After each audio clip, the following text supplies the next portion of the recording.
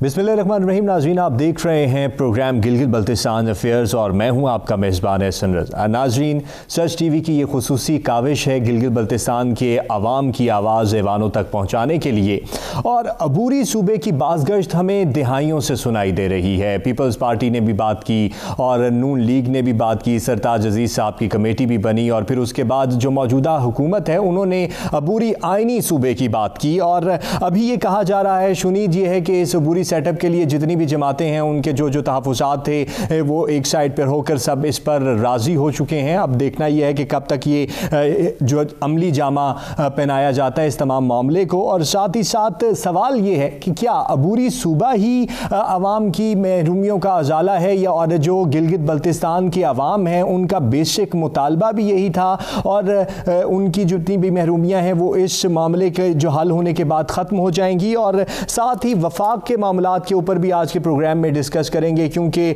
अगर इस तरफ को देखा जाए तो जितनी भी दीगर जमातें हैं, नून लीग हो, पाकिस्तान पीपल्स पार्टी हो और PDM हो, तमाम की तमाम जो हैं वो दबाव डाल रही हैं मौजूदा हुकूमत पर, इमरान खान साहब की गवर्नमेंट पर, और यहीं से गिलगित बल्तिस्तान की भी गवर्नमेंट है। और देखना यह है कि क्या वहाँ की भी जो पार्टियाँ हैं, नून लीग और ख़ुसूसी तौर पर पाकिस्तान पीपल्स पार्टी, वो कितना दबाव डाल रही है और कितना टफ टाइम देने के लिए तैयार है गिलगित बल्तिस्तान की मौजूदा हुकूमत को। दीगर मसाइल पर भी गुफ्तगू करेंगे। तो जो आज के मेहमान हैं उनका तारुफ करवा दूं आपसे। तो जनाब अशरफ सदर साहब हमारे साथ मौजूद हैं, नून लीग से इनका ताल्लुक़ है, और जनाब अब्बास मूसवी साहब हमारे साथ मौजूद हैं, पाकिस्तान पीपल्स पार्टी के रहनुमा हैं। आप दोनों शख्सियात का बहुत ज़्यादा शुक्रिया।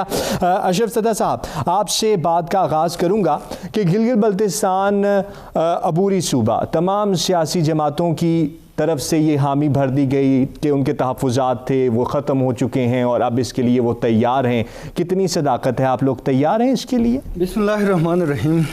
बहुत शुक्रिया सच टीवी की इंतज़ामिया का। जहाँ तक अबूरी आइनी सूबे की बात है तो ये सियासी जमातों से हट के ये गिलगित बल्तिस्तान के जो 16-18 लाख अवाम हैं, ये उनका मुतालबा है। अच्छा।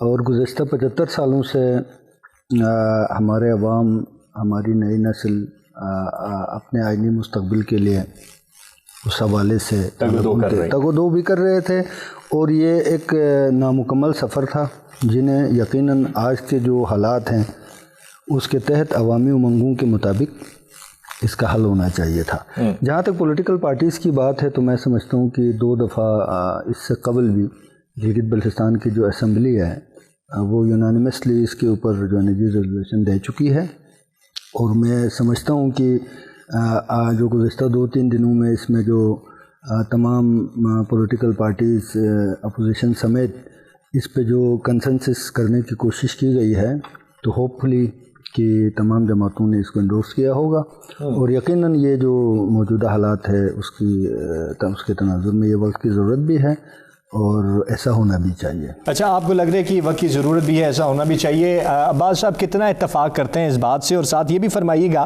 कि जो मौजूदा हुकूमत का सेटअप है वो पाकिस्तान पीपल्स पार्टी का दिया हुआ है, और फिर उसके बाद अबूरी सूबे की जो कमेटी तश्कील दी गई वो सरताज अजीज़ साहब की सरबराही में दी गई। अभी जो तहरीक इंसाफ अबूरी आइनी सूबे की बात कर रही है और तमाम जमातें भी उसके लिए मुत्तफ़िक हो रही हैं, फ़र्क क्या है अबूरी आइनी सूबे सेटअप में और जो मौजूदा हुकूमत सेटअप चल रहा है उस सेटअप में?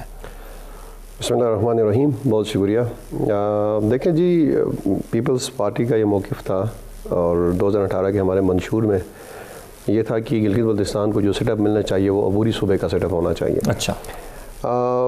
बेसिकली इशू ये है गिलगित बल्तिस्तान का कि गिलगित बल्तिस्तान के बाशिंदे 72-73 साल से एक गैर आइनी और गैर कानूनी जगह में बैठे हुए हैं, जिनका अपना कोई आइन और कानून नहीं है। गिलगित बल्तिस्तान के लोग ये चाहते हैं 72-73 साल से कि हमें कोई आइन दिया जाए जिसके तहत हमारे जो मामलात हैं वो चलें।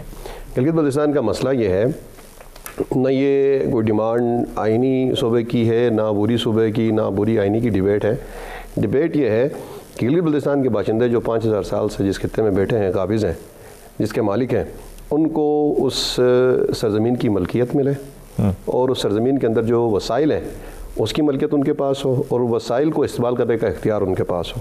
और दूसरे नंबर पर उस सरज़मीन के जो मसाइल हैं उनको हल करने का इख्तियार उनकी असम्बली के पास हो। सबसे इम्पॉर्टेंट चीज़ ये है یعنی اگر دوسرے الفاظ میں آپ کہتے ہیں تو حق حاکمیت اور حق ملکیت وہاں کے لوگوں کو ملنا چاہیے، جو کہ 73 سال سے نہیں ملا۔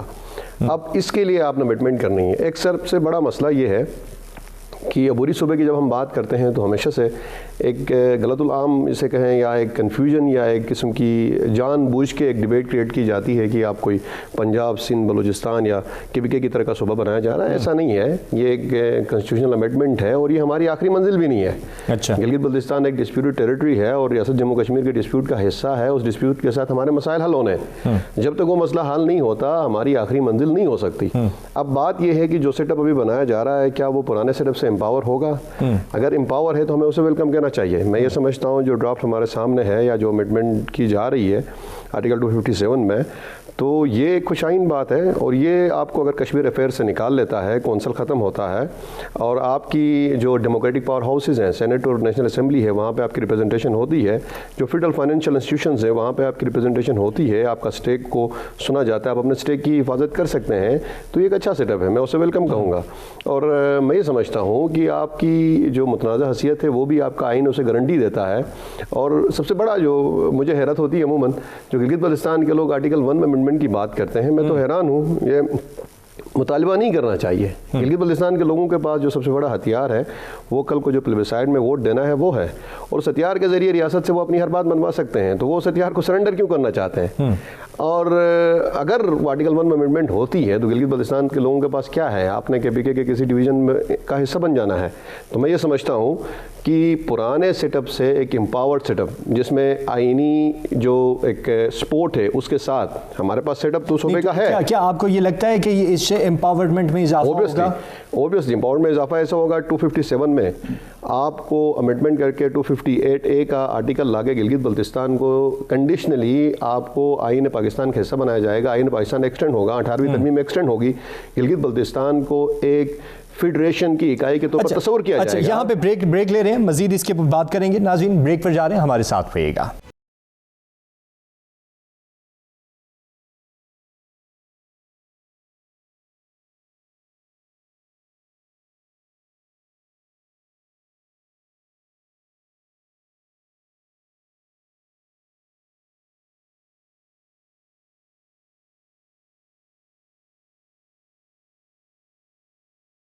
ویلکم بیک جی۔ عبوری سیٹ اپ کے اوپر بات جاری تھی اور اشرف صدر صاحب اور عباس موسوی صاحب ہمارے ساتھ موجود ہیں۔ اشرف صدر صاحب آپ فرمائیے گا کہ آپ نے کہا کہ یہ 18-16 لاکھ لوگوں کا جو مطالبہ ہے اور مجوزہ ممبران کی تعداد جو بتائی جا رہی ہے وہ سینٹ میں 6 اور قومی اسمبلی میں 4، تو کیا یہ 16 اور 18 لاکھ عوام کی نمائندگی ہو سکتی ہے؟ اس سے اتفاق کرتے ہیں آپ کی پارٹی بھی؟ سینٹ کے جو سیٹیں ابھی فی الحال جو ہمیں مل رہی ہے اس سے ہٹ کے اگر نیشنل اسمبلی میں اگر آپ دیکھیں تو میرا خیال ہے کہ ملک کے جو دیگر صوبے ہیں وہاں پر جو نیشنل اسمبلی کی جو ایک سیٹ بنتی ہے اس کے مقابلے میں سمجھتا ہوں کافی حد تک برابر ہے۔ لیکن دیکھیں احسن صاحب، بات یہ ہے جس طرح میرے چھوٹے بھائی نے کہا کہ ہم اس سے کوئی اپنی منزل تصور نہیں کر سکتے۔ اچھا ٹھیک ہے جی، گلگت بلتستان گریجولی پاکستان کے آئین کا حصہ بن رہا ہے۔ جس طرح 2009 میں زرداری صاحب نے ایک گورننس آرڈر دیا، اس کے بعد ہماری جب گورنمنٹ آئی تو سرتاجی صاحب کی کمیٹی کانسٹیٹیوٹ ہوئی۔ اس کے ساتھ ساتھ 2018 کا جو آرڈر تھا وہ آلموسٹ جو ہے نا جی 18 امینڈمنٹ کو ہم نے ڈیوالو کیا تھا صوبے کے لیے، جس میں ہم نے کونسل کے جو 4-5 بڑے سبجیکٹس تھے وہ ہم نے صوبے کو ڈیوالو کیا۔ تو یہ ایک منزل کی طرف ایک قدم ہے اور یہ کوئی ٹوٹل مسئلے کا حل نہیں ہے۔ اب یہ میں یہاں موقع سے بالکل فائدہ اٹھاتے ہوئے یہ بات کہوں گا کہ گلگت بلتستان اس وقت اپنی تاریخ کے یعنی کہ آزادی کے بعد تاریخ کے ایک اہم ترین، حساس ترین اور ایک نازک ترین دور سے گزر رہا ہے۔ اس وقت ہمیں پولیٹیکل میچورٹی دکھانے کی ضرورت ہے۔ تمام سٹیک ہولڈرز کو، گلگت بلتستان کے جتنے پولیٹیکل پارٹیز ہیں، جتنے سیکٹیرین پارٹیز ہیں، جتنے سوشل ایکٹیوسٹ ہیں، جتنے ہمارے سب نیشنلسٹ پارٹیز ہیں، ان سب کو بیٹھ کے گلگت بلتستان ایک فیصلہ ہونے جا رہا ہے۔ اس میں ہمیں اپنے تمام مستقبل کو پروٹیکٹ کرنا چاہیے۔ آپ کے ہاں جو گریونسز ہو سکتا ہے کسی بھی بڑے فیصلے سے پہلے ان کو ایڈریس کیا جانا چاہیے، اور ماضی کے جو ہمارے ساتھ جو کچھ ہوئے ہیں ان سے ہمیں سبق حاصل کرنا چاہیے۔ یعنی آپ کو لگتا ہے آپ کے جتنے بھی مطالبات تھے وہ سارے کے سارے پورے ہو گئے اور اختلافات بھی ختم ہو گئے؟ نہیں جی، دیکھیں جی، مطالبات تو پورے کبھی پاکستانی عوام کے بھی نہیں ہوئے. اچھا, بہتری کی گنجائش ہمیشہ رہتی ہے, ٹھیک ہے جی, لیکن میں یہ سمجھتا ہوں کہ چونکہ جو گرد و پیش میں جو حالات ہو رہے ہیں, ٹھیک ہے جی, آپ دیکھیں آج کل جو ہے نا جی کارگل لداخ سائٹ میں چائنا اور انڈیا کے ساتھ LAC کے اوپر جو حالات چل رہے ہیں, کشمیر کے اندر جو حالات چل رہے ہیں, یا پھر آپ دیکھیں تو جا کے رشیا اور جو یوکرائن کے جو حالات چل رہے ہیں, ان تمام حالات کے اس کے بعد سب سے بڑی بات یہ ہے, میں آپ کو یہ بات بھی بتا دوں کہ اکثر ہمارے دوست ہمیں کہتے ہیں کہ مسلم لیگ نون نے سرٹائجز کمیٹی کانسٹیٹیوٹ کی, اس نے بڑا جو ہے نا جی اس کے اوپر کام کیا, لیکن وہ اپنے دور میں عبوری صوبہ کیوں نہیں دے سکے؟ یہ سوال ہم سے شد و مت کے ساتھ کیا جاتا ہے. لیکن میں آج یہ کلیئر کرتا ہوں گلگت بلتستان کے عوام کو کہ دیکھیں 5 اگست 19 اس وقت نہیں ہوا تھا جب ہندوستان نے آرٹیکل 270 اور 35A کا خاتمہ کر کے اس ٹیریٹری کو اپنا کانسٹیٹیوشنل پارٹ نہیں بنایا تھا اس ٹائم پر. اور اس وقت ریاست پاکستان کے اندر اور سیاسی گورنمنٹ کو یہ خدشہ تھا کہ اگر ہم یہ فیصلہ کرتے ہیں گلگت بلتستان کو عبوری صوبہ بنا لیتے ہیں تو خدشہ ہے کہ ہندوستان کہیں اس پار کے جو کشمیر ہے اس کو اپنا آئینی حصہ نہ بنا لے. اب وہ تو کام اپنا انہوں نے تو اپنا کام کر دکھایا. ٹھیک ہے جی, میں تو سمجھتا ہوں کہ 2019 کے بعد بڑا وقت لیا ہے ریاست پاکستان نے. اچھا, ٹھیک ہے جی, انہیں بولڈ فیصلے کرنے چاہیے. گلگت بلتستان کے عوام اس لیے انہوں نے آزادی حاصل کر کے الحاق پاکستان نہیں کیا تھا کہ وہ 70-75 سال اپنے جو آئینی شناخت سے محروم رہیں, اور کئی نسلیں ہماری گزر چکی ہیں کہ انہیں پتہ ہی نہیں ہے کہ ہم کون سے سٹیزنس ہیں. ٹھیک ہے جی, تو آج کل گلگت بلتستان کی پڑھی لکھی آبادی ہے. ٹھیک ہے جی, تو میں سمجھتا ہوں کہ یہ جو کچھ ایک اس گورنمنٹ میں گلگت بلتستان کو ملنے جا رہا ہے, یہ منزل کی طرف ایک قدم ہے, اور ہوپ فلی. اچھا, یہ آپ کو منزل کی طرف قدم دکھائی دے رہا ہے. عباس صاحب یہ فرمائیے گا, آپ نے جیسے امپاورمنٹ کی بات کی کہ امپاورمنٹ کی طرف جانا چاہیے, اور یہ اچھی بات ہے, سیاسی میچورٹی کی ایک علامت ہے, لیکن یہ فرمائیے گا کہ یہ جو عبوری سیٹ اپ ہے, کیا یہ آپ کو NFC ایوارڈ کی طرف لے کے جائے گا, اور جو گلگت بلتستان کو سبسڈیز حاصل ہیں ان کی حیثیت کیا ہوگی؟ یہ نہ ہو کہ وہ سبسڈیز بھی اس کے ساتھ جائیں اور جو عوام ہے وہ پہلے ہی محرومیوں کا شکار ہیں اور وہ رونا روتے ہیں, تو وہ بھی مزید اس میں اضافہ ہو جائے. دیکھیں جی, یہ تو ظاہر ہے امنڈمنٹ کے بعد چیزوں کا اندازہ ہوگا, لیکن جو ریکمنڈیشنز ہیں, ریکمنڈیشنز میں جب آپ گلگت بلتستان کو متنازع حیثیت کو تسلیم کرتے ہیں, آپ کا آرٹیکل آج تک گلگت بلتستان کو ریاست پاکستان کی کسی آئینی کاغذ میں متنازع تسلیم نہیں کیا, بس یونائٹڈ نیشن کی جو سبمیشن ہے اس کے علاوہ, یا گلگت بلتستان آج تک ڈاکومنٹری طور پر صرف یونائٹڈ نیشن کے نقشے کے علاوہ کسی بھی ایویڈنس کے طور پر متنازع آپ تسلیم نہیں کرتے. آپ ریاست یہ سمجھتی تھی کہ گلگت بلتستان کو ہم ایک پولیٹکس آف ایمبیگوٹی میں رکھیں گے, جب ٹائم آئے گا تو ہم اسے اپنے ساتھ لگا دیں گے, لیکن وہ نہیں کر سکے. پہلی مرتبہ جسے میں کامیابی سمجھتا ہوں, گلگت بلتستان میں کوئی آئین کا شیلٹر آ رہا ہے. اچھا, ایک آئین کنڈیشنلی آپ کو مل رہا ہے کہ اس آئین کا آپ حصہ بنیں جب تک آپ کا مسئلہ حل نہیں ہوتا. اس سے پہلے ایسا نہیں تھا. اس سے پہلے ہوتا یہ تھا کہ جب زمینوں پہ قبضہ کرنا ہو, 74 کا جو لینڈ ریونیو ایکٹ آپ کا ایکسٹینڈ ہوتا تھا, زمین پہ قبضہ کر لیتے تھے. 21ویں ترمیم ایکسٹینڈ ہوتی تھی, فوجی عدالت بنتی تھی, شیڈول 4 وہاں پہ آتا تھا, لگتا تھا. اچھا, اس کے بعد آپ کا اینٹی ٹیررسٹ کورٹ وہاں پہ بنتے تھے. کہا جاتا تھا آئین پاکستان کے تھرو ہم کر رہے ہیں, لیکن جب ہم یہ کہتے تھے کہ زمین کی ملکیت آئین پاکستان کے تھرو ہماری بنتی ہے, تو وہ ہمیں خالصہ سرکار کے قانون کی یاد دلاتے تھے, اب تو متنازع ہے. تو اس کی وجہ بنیادی یہ تھی کہ ہمارے پاس کوئی آئین نہیں تھا.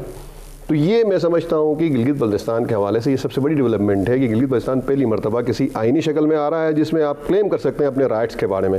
اس سے پہلے جو کچھ بھی ہو رہا تھا وہ ایگزیکٹو آرڈر کے تھرو ہو رہا تھا, اور ریاست جہاں جہاں پہ اپنا فائدہ دیکھتی تھی ایگزیکٹو آرڈر کے تھرو آئین پاکستان کو ایکسٹینڈ کرتی تھی. جہاں جہاں پہ گلگت بلتستان کے لوگوں کا مسئلہ ہوتا تھا, ریاست وہاں پہ اس قانون کو ایکسٹینڈ نہیں کرتی تھی اور ان کا استحصال ہوتا تھا. یہ سب سے بڑا مسئلہ تھا گلگت بلتستان کا, اور 70-72 سال سے گلگت بلتستان کے ساتھ بہت زیادہ زیادتی ہوئی جس کا کوئی ازالہ نہیں ہے. اب بات یہ ہے, جب ہم ڈسپیوٹڈ ٹیریٹری کی بات کرتے ہیں, خاص طور پر پاکستان کنٹرول ایریا میں آپ آزاد کشمیر اور گلگت بلتستان کی بات کرتے ہیں, اور یہاں کے سیٹ اپس کا آپ کمپیریٹیولی انالیسس آپ کرتے ہیں, تو میری رائے یہ ہے کہ جو کمٹمنٹ ہمارے سامنے ہے یا جو ڈرافٹ اس وقت موجود ہے جس کے اوپر ڈسکشن ہو رہی ہے, جس کے اوپر ہماری پارٹیز کو اعتماد میں لیا گیا ہے, وہ جو آئینی سیٹ اپ ہوگا وہ آزاد کشمیر کا جو موجودہ سیٹ اپ ہے اس سے زیادہ امپاور ہوگا. اس کی سب سے پہلی وجہ یہ ہوگی کہ کشمیر افیئرس کے نیچے ریاست چل رہی ہے. آزاد کشمیر کی ریاست کہا جاتا ہے لیکن کشمیر افیئرس ایک منسٹری کے نیچے ہے, جبکہ گلگت بلتستان کی جو ڈیموکریسی کے جو پاور ہاؤسز ہیں, سینٹ ہے اور جو نیشنل اسمبلی ہے اور آپ کے جو فیڈرل فائنینشل انسٹیٹیوشنز ہیں, وہاں پہ آپ کی ریپرزنٹیشن ہے. آپ کشمیر افیئر سے نکل جاتے ہیں, کونسل آپ کا ختم ہوتا ہے, اور اس سے بھی بڑھ کے ہمارا مسئلہ نیشنل اسمبلی اور سینٹ کے سیٹوں سے بھی بڑھ کے آپ کے وسائل پہ آپ کو ملکیت حاصل ہوتی ہے اور آپ اپنے وسائل کو اپنی مرضی سے استعمال کر سکتے ہیں, آپ کو اختیار حاصل ہوتا ہے. اور آپ کو جو آپ کے سوئس بارڈر سے انکم ٹیکس کے مد میں جو ٹیکس ملتا ہے اس میں آپ کا حصہ ملتا ہے. آپ کے جو واٹر رائٹس ہیں, جو پانی آپ کا بادشاہ و دیمن میں یوز ہوتا ہے اس کے آپ کو رائلٹی ملتی ہے. آپ کو جو سی پے کا ٹول ٹیکس ہے اس کے اندر آپ کو رائلٹی 18ویں ترمیم کے تحت مل جاتی ہے. اور جو وہاں کے منرلز ہیں اس میں جو لوکل رائلٹی کلیم ہے وہ 18ویں ترمیم کے تحت جو دوسرے صوبوں میں اسی طرح آپ کو ملتا ہے. تو میں یہ سمجھتا ہوں ایک بہت بڑا قدم ہوگا. صحیح, اللہ کرے ایسا ہی ہو جیسا سوچا جا رہا ہے. لیکن یہاں پر سب سے خوش آئند بات یہ ہے کہ یہ سیاسی جماعتوں کی میچورٹی ہے کہ وہ عوام کے لیے اکٹھے ہو کر چلنے کے لیے تیار ہیں. بریک لے رہے ہیں ناظرین, بریک پر جا رہے ہیں, واپس آئیں گے تو ذرا بات کریں گے وفاق کے حوالے سے. جس طرح یہاں پر حدت بڑھ چکی ہے, سیاسی گرما گرمی بڑھ چکی ہے, تو وہاں پر بھی کیا جو گلگت بلتستان کی پارٹیز ہیں وہ موجودہ حکومت کو ٹف ٹائم دینے کے لیے تیار ہیں یا نہیں؟ ہمارے ساتھ رہیے گا.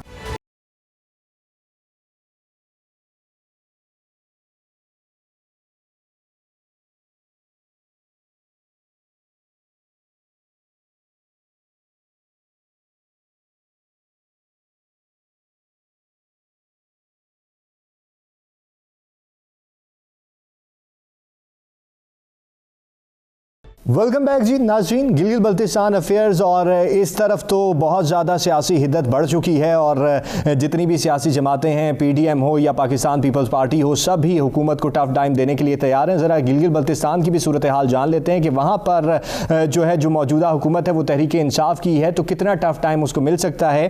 عباس موسوی صاحب, آپ سے بات کروں گا پہلے کہ گلگت بلتستان میں معاملات کس طرح دیکھتے ہیں. سیاسی وکٹیں گرنے کا سلسلہ جاری و ساری ہوا ہے اور پاکستان پیپلز پارٹی کی جو دو بڑی وکٹیں ہیں, جاوید حسین صاحب اور انور صاحب, وہ نون لیگ میں شمولیت اختیار کر گئے. وجہ کیا بنی؟ دیکھیں جی, یہ سیاسی ایک عمل ہے اور آپ بہت بڑی وکٹ سمجھتے ہیں, ہم تو نہیں سمجھتے. اگر ہم سمجھ رہے ہوتے تو جا کے منتیں کرتے, ترلے کرتے, عوام کو جمع کرتے, انہیں روکتے. لیکن چلیں, یہ ایک ڈیبیٹ ہے, اس پہ الگ بات ہے. لیکن حکومت کے خلاف لیکن جاوید صاحب کا جس علاقے سے تعلق ہے وہ نو گو ایریا ہے نون لیگ کے لیے. آپ یہ ایک بات آپ کا آرگیومنٹ بن سکتا ہے, لیکن اب تو وہ اگلا الیکشن میں پتہ چلے گا جاوید صاحب کتنا ووٹ وہاں سے نون لیگ کے لیے نکالتے ہیں. اگر وہ الیکشن لڑنے کی پوزیشن میں ہی نہیں ہوتے تو پھر نو گو کا فائدہ نہیں ہوا, نون لیگ کے اوپر ایک لائبلٹی آ گئی. تو ہم یہ سمجھتے ہیں کہ جاوید صاحب نون لیگ کے لیے ایک لائبلٹی ہے, کوئی بڑا فائدہ نہیں ہے. اگر فائدہ ہوگا تو ظاہر ہے الیکشن آگے ہے, پتہ چلے گا 1 سال کے بعد الیکشن ہے, وہ ووٹ نکالیں گے تبھی یہ ان کے لیے پروڈکٹیو ہوں گے, ووٹ نہیں نکالیں گے تو لائبلٹی ہی ہے. تو لیکن گورنمنٹ کے خلاف ہمیں گلگت بلتستان میں گورنمنٹ نظر نہیں آتی. ہم یہ سمجھتے ہیں کہ بیوروکریسی کا ایک راج ہے اور یہاں پہ فیصلے جو ہے نا عوامی نہیں ہیں, فیصلے یہاں پہ بیوروکریٹس کے ہیں. گلگت بلتستان میں پیپلز پارٹی نے جو ایک اناؤنس کیا ہے, چیئرمین صاحب لاول بھٹو زرداری صاحب نے 27 فروری کی جو مارچ کا, اس کو ہم نے انڈورس کیا ہے. ہماری جی ہم نے پروونشل جو ہماری کمیٹی ہے 15 کو ہمارا اجلاس تھا, اس میں یہ فیصلہ ہوا ہے کہ ہم وہاں سے باضابطہ ریلی کی شکل میں وہاں سے مارچ کریں گے گلگت سے. اور ہمارا انشاءاللہ تعالیٰ آپ کو اندازہ ہوگا کس کے پاس پوٹینشیل ہے. یہ فرمائیے گا کہ مارچ کا تو فیصلہ ہو چکا ہے, جی بی سے وہاں سے یہاں پر لوگ آ رہے ہیں, تو کیا پی ڈی ایم کے, نون لیگ کے اور دیگر لوگوں کو بھی دعوت دی گئی ہے؟ ان کے ہم تو سب کو, ہم تو ہر پاکستانی کو دعوت دے رہے ہیں کہ اس نیازی کی وبا سے جان چھڑائیں, اور ہم تو سب کو انوائٹ کر رہے ہیں, جو بھی انسان ہے وہ آ جائے ہمارے ساتھ, ہمارے کافے میں شامل ہو. اور جب پی ڈی ایم احتجاج کرے گی تو آپ ساتھ ہوں گے؟ دیکھیں, ہم ہر اس مقدمے کے ساتھ ہیں جو عوام کا مقدمہ ہوگا. صحیح, اگر کوئی بھی شخص, چاہے کوئی بھی جماعت ہو, اگر عوام کے لیے کھڑا ہوگا ہم ضرور سپورٹ کرنے کی کوشش کریں گے. صحیح. ارشد صاحب یہ فرمائیے گا کہ مرکز میں تو اتحادی بنتے جا رہے ہیں, نون لیگ بھی, پاکستان پیپلز پارٹی بھی, ملاقاتوں کا سلسلہ بھی جاری و ساری ہے اور ٹف ٹائم دینے کا بھی ہے, لیکن آپ وہاں پہ وکٹیں کیوں گرا رہے ہیں ابھی؟ کیا آپ کو لگتا ہے کہ یہ وکٹیں گرانے کا ٹھیک ٹائم ہے اور ایک دوسرے کے ساتھ جو اس طرح کے الحاق اور معاملات سیٹلڈ ہو رہے ہیں, کیا ٹف ٹائم دے پائیں گے اس طرح کے سیٹ اپ سے؟ سب سے پہلے تو میں آپ کو یہ بتا دوں کہ ابھی ہم نے وکٹیں گرانا سٹارٹ نہیں اچھا اچھا نہیں کی یہ تو مطلب سمجھو کہ یہ ایک ابھی یعنی ابھی یعنی پی پی کے لوگ آپ میں آئے ہیں تو ابھی تحریک انصاف کی باری باقی ہے. نہیں مطلب ایک بہت بڑی لائن ہے. میں آپ کے لوگ تحریک انصاف میں بھی شامل ہوئے ہیں. میں آپ کو ڈسکلوز نہیں کر سکتا. ابھی ان الیکشنز پہ تحریک انصاف میں بھی آپ کے لوگ گئے ہیں. حالانکہ پیپلز پارٹی کو یہ ایج حاصل ہے کہ ان کے کارکن بڑے نظریاتی ہوتے ہیں, بڑے پکے وہاں پہ ڈٹے رہتے ہیں. بالکل. تو وہ تو آپ نے کل ہی دیکھا نا جاوید صاحب کی شکل میں. اچھا 20 سال سے جاوید پیپلز پارٹی کا حصہ تھا. تو بہرحال موسوی صاحب نے جاوید صاحب کے حوالے سے بات کی. میرا بھی کوئی 30-31 سالہ سیاسی کیریئر ہے. تو جاوید صاحب بلا شبہ ایک گراس روٹ لیول سے آیا ہوا پولیٹیکل ورکر ہے, سیلف میڈ آدمی ہے, اور اس نے پولیٹیکل جو ایک گراؤنڈ ہے اس کے اندر جس محنت سے, جس خلوص سے کام کر کے اپنا ایک مقام بنایا ہے. تو ان کی نظر میں چونکہ جاوید صاحب ہماری جماعت میں آ گئے ہیں تو کوئی بڑی وکٹ نہیں ہے صحیح, لیکن میں سمجھتا ہوں کہ اس خطے کے اندر جاوید صاحب کا ایک پولیٹیکل امپیکٹ ہے اور فگر ہے وہ, اور وہ جیتا ہوا بندہ ہے. پی ٹی آئی کی گورنمنٹ ہونے کے باوجود بہت کم ووٹوں سے ہارا ہے اس دفعہ. ٹھیک ہے, آپ مجھے کنٹینیو کرنے دیں. آپ فرمائیں. جاوید صاحب تشریف لائے ہیں, ان کے آنے سے گلگت بلتستان کے اندر, ٹھیک ہے جی, مسلم لیگ نون کو بہت بڑی طاقت ملی ہے. اس ضلع کے اندر اچھی طاقت ملی ہے. اور جس طرح آپ نے کہا کہ مسلم لیگ نون کے لیے نو گو ایریا تھا, میں آپ کے اس بات کو بہت ہمبلی جو ہے نا جی اس سے اتفاق نہیں کرتا ہوں. یہ ضرور ہے کہ وہاں پر ہمارے پاس الیکٹیبل کی کمی تھی. ٹھیک ہے جی. باقی گلگت بلتستان کا کوئی بھی ضلع کسی بھی جماعت کے لیے نو گو ایریا نہیں ہے الحمدللہ. ٹھیک ہے جی, وہاں پر ایک بہت زیادہ پولیٹیکل نہیں, عوام کی نمائندگی کی اگر بات کی جائے نا تو اس سینیریو میں ہم اس کو دیکھیں. تو جہاں تک وکٹیں گرانے کا تعلق ہے تو میں سمجھتا ہوں کہ آگے جو پائپ لائن میں جو جن کے ساتھ ہمارے مسلسل رابطے جاری ہیں اور وہ بھی مناسب وقت پہ اناؤنس ہوگا. اچھا نہیں, یہ فرمائیے گا کہ آپ نے کہا جی کہ آپ کے وکٹیں گرانے کا سلسلہ تو ابھی شروع ہونا ہے, ابھی یہ ٹریلر آپ نے دیا ہے. اس ٹریلر اور یہ جو سلسلہ آپ شروع کرنے جا رہے ہیں, اس سے کیا جو موجودہ حکومت ہے اس کو آپ ٹف ٹائم دے سکیں گے؟ کیونکہ اس طرف تو یہاں پر تو ٹف ٹائم دینے کی باتیں ہو رہی ہیں, ملاقاتیں ہو رہی ہیں اور ایک دوسرے کے ساتھ کھانے بھی چل رہے ہیں, سب چیزیں چل رہی ہیں. تو وہاں پر اس طرح ہوگا تو کیا وہاں کے اثرات یہاں اور یہاں کے اثرات وہاں پہ پڑتے ہیں؟ جیسے عباس صاحب نے کہا کہ لوگ آئیں گے یہاں پہ بھی, وہاں حکومت ہو تو ہم ٹف ٹائم دینا جی. اچھا, آپ کو حکومت ہی نظر نہیں آتی؟ حکومت کو ٹف ٹائم دینے کی کوئی ضرورت نہیں ہے. ان کے اپنے جو ترجمان ہیں, اچھا, ان کے اپنے جو نادان جو حکومتی اکابرین ہیں وہ خود حکومت کو ٹف ٹائم دینے کی طرف جا رہے ہیں. جس طرح یہاں پر فیڈرل کے اندر عمران خان کے لیے ٹف ٹائم کا جو حالات ان کے اپنے لوگ پیدا کر رہے ہیں, وہاں پر بھی چونکہ وہاں کی گورنمنٹ یہاں کی گورنمنٹ کو کاپی پیسٹ کر رہی ہے. اچھا, ٹھیک ہے جی. تو جیسے یہاں پہ جو منطقی انجام یہاں ہوگا, اچھا, وہ الٹیمیٹلی وہاں بھی وہی منطقی انجام. ایک جملہ میں کہوں گا احسن صاحب, ہم اس وقت اس لیے بھی اس حکومت کے ساتھ زیادہ اس کو ٹف ٹائم دینے کے کوشش نہیں کر رہے ہیں کیونکہ گلگت بلتستان جس طرح میں نے آپ کو پہلے کہا تھا کہ تاریخ کے ایک اہم ترین دور سے گزر رہا ہے. ایک پولیٹیکل کانسٹیٹیوشنل ایک آپ کو بریک تھرو ہونے کے امکانات بظاہر نظر آتے ہیں. ٹھیک ہے جی. تو ہم یہ کسی صورت بھی نہیں چاہیں گے کہ اس موقع پر ہماری جماعت اس حکومت کے لیے وہ مشکلات پیدا کریں کہ کل یہ کہیں گے کہ یار ہم تو یہ ایسا کرنے والے تھے, آپ لوگوں نے سپورٹ نہیں کیا. تو ٹھیک ہے جی, اگر کچھ بھی نہ کریں, ابھی تک ایک اینٹ تو گلگت بلتستان میں ان 1.5 سالوں میں اس گورنمنٹ نے نہیں رکھی ہے. اس کے باوجود خالد خورشید صاحب کی گورنمنٹ, اس کی ٹیم اگر گلگت بلتستان کے آئینی مسئلے کے اوپر گلگت بلتستان کے عوامی امنگوں کے مطابق کوئی بریک تھرو کرتا ہے, یہ خوش آئند بات ہے کہ ساری سیاسی جماعتیں جو ہیں وہ اکٹھی ہیں اور میچورٹی کا مظاہرہ کر رہی ہیں. ناظرین, جو بھی معاملات ہوں, ہم دعا گو یہی ہیں کہ جو عوام چاہتے ہیں گلگت بلتستان کے عوام اور ان کی حقیقی امنگوں کی ترجمانی ہو سکے اور ان تک وسائل پہنچ سکیں اور ان کی آواز جو ہے وہ ایوانوں میں گونجتی رہے. اپنا بہت سارا خیال رکھیے گا. پاکستان زندہ باد, گلگت بلتستان پائندہ باد. اللہ حافظ.